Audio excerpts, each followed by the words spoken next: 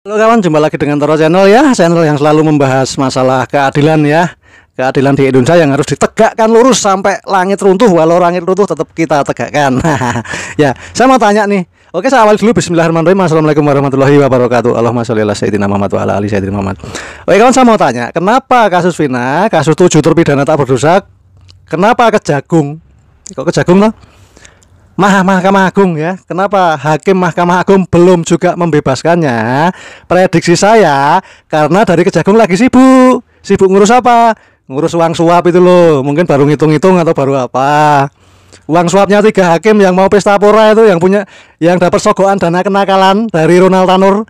Yang dimana Ronald Tanur itu waktu sidang dia kan kasusnya itu kasus pembinihan. Pacarnya yang dianiaya terus dilindas pakai mobil itu sehingga MD ya, dan divonis bebas oleh 3 jaksa. 3 jaksa itu Anda pasti tahu sendiri ya. Jadi ternyata 3 jaksa itu kan dapat dana kenakalan. Dana kenakalan hitungannya triliunan, dan emas batangan atau banyak sekali emas itu jumlahnya di atas 50 kilo. Siapa yang nggak tergiur? Yang tergiur hanyalah orang yang anti Pancasila ya. Jadi anti Pancasila. 3 hakim dan sang penyuap itu anti Pancasila ya, karena dia nggak mungkin tahu arti kemanusiaan yang adil dan beradab, dan sila kelima keadilan sosial bagi seluruh rakyat Indonesia sudah diabaikan, sudah dibutakan. Jadi 3 hakim itu wujudnya manusia tapi dalemannya iblis. Cucunya Dajjal.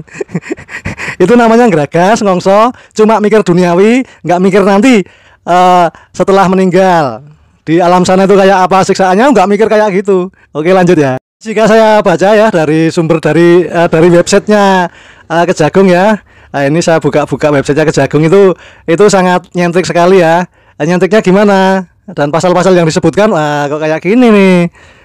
Jadi katanya itu tutur, katanya pusat untuk mempermudah penyidikan ketiga hakim yang ditahan di rutan Surabaya. Sementara itu pengacara berinisial LR ditahan di rutan Salemba cabang Kejagung karena pengacaranya kan yang memediasi bagaimana cara menyerahkan uang suap triliunan itu. Nah, itu kan lewat pengacara yang berinisial LR ya. Jadi Abdul Khoar juga menegaskan bahwa penyidik Jampitsus ya, pidana khusus, masih akan terus mendalami kasus ini, termasuk terkait kemungkinan adanya campur tangan Ronald Tanur ataupun keluarganya dalam kasus suap ini. Ya jelas ada. Itu memang dari keluarga Ronald Tanur kok supaya bisa bebas kok. Kok masih diselidiki apakah terkait kemungkinan adanya campur tangan Ronald Tanur ataupun keluarganya. Halah, nggak mutu. Ini pasti saya duga nih pasti main juga nih. Dan ada yang bilang jika nanti ditemukan bukti yang cukup bahwa uang itu dari Ronald Tanur atau keluarganya, akan kami tetapkan sebagai tersangka. Ya jelas, itu kalau niat menyidik atau menyelidiki, kalau niat itu 12 jam semuanya sudah terbongkar. Tapi ini masih bertanya-tanya ya, ada apa gerangan? Ada apa gerangan? Saya duga yang menyidik ini juga kecipratan bancaan dana kenakalan ya dari uang suap triliunan itu. Lanjut. Jadi Mahkamah Agung telah mengabulkan permohonan kasasi dari penuntut umum ya atas nama Ronald Tanur dengan menjatuhkan hukuman pidana penjara selama 5 tahun. Jadi sebelum ada OTT, operasi tangkap tangan suap itu kasasi sudah dikabulkan menjadi hukuman penjara 5 tahun, yang dimana tadinya hukuman bebas menjadi hukuman 5 tahun. Tapi Ronald Tanur sekarang di mana? Saya yakin nih kasusnya mirip Edi Tansil, tahu-tahu hilang. Entah hilang nyawanya, entah hilang orangnya, nggak tahu. MA juga menyatakan bahwa dakwaan alternatif kedua penuntut umum bahwa Ronald Tanur melanggar pasal 351 ayat 3. 351 itu penganiayaan, bosku. Ya harusnya 340 dong. Pembinihan. Kalau penganiayaan memang hukumannya segitu, tuntutan 5 tahun atau 10 tahun, diputus paling beberapa tahun. Ini jelas 340 kok cuma 351 ayatnya pun ayat ketiga.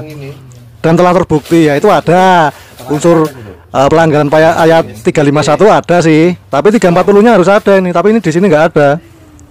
Maka Ronald Tanur dijatuhi hukuman penjara. Wah, harusnya dihukum isdet.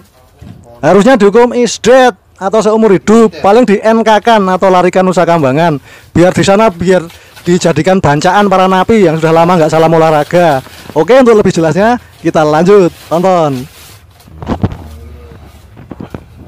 2024 baru itu. Sisa. Edan ini duit triliunan tuh terus larinya kemana? Dolar lagi nih. Kalau sudah disita terus disimpan, akhirnya lari kemana itu duit segitu itu kan duit yang tak bertuan. Nah, menurut saya lebih baik ya dibagikan ke para petani, rakyat miskin, orang-orang yang membutuhkan. Duit-duit rampasan dari KPK itu,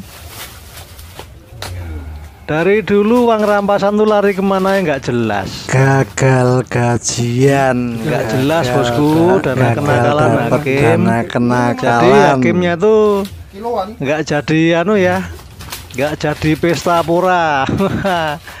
Gagal pesta pora, gagal nerima uang pensiun. Karena uang triliunan kayak gitu kalau dibagi beberapa orang sudah berapa aja. Ada dia kan menjelang pensiun.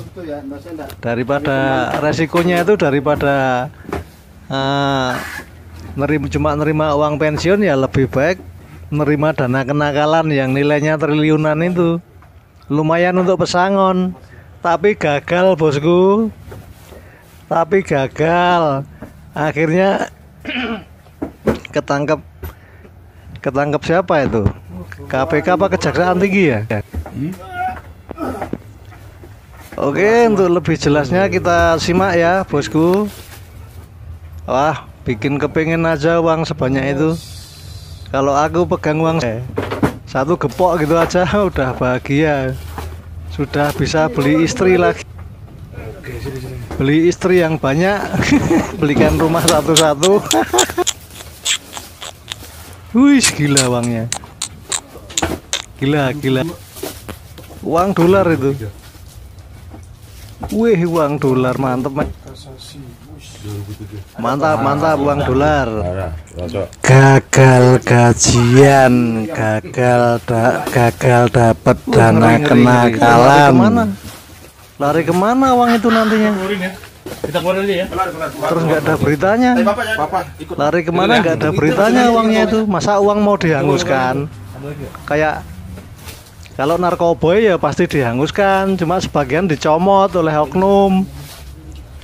Dijual lagi. Nah, kalau uang dikemanakan? Apa dimusnahkan? Nggak mungkin. Kalau uang nggak mungkin dimusnahkan bosku. Oke, lanjut kita simak ya. Gimana saya coba hitung bagus. Tapi harus panggil orang bank atau gimana? Orang bank aja lah. Orang bank ya? Hah? Telepon Pak Adi.